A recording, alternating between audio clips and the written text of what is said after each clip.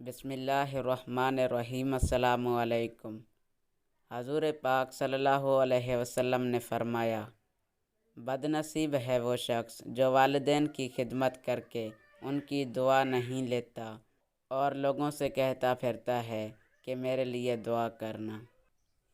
بد نصیب ہے وہ شخص جو فجر کے وقت سویا رہتا ہے اور لوگوں سے تنگی رزق کا شکوہ کرتا ہے۔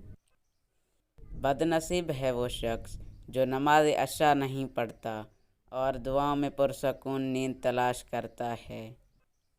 بد نصیب ہے وہ شخص جس نے ماہ رمضان پایا اور اپنے رب کو راضی نہ کر سکا۔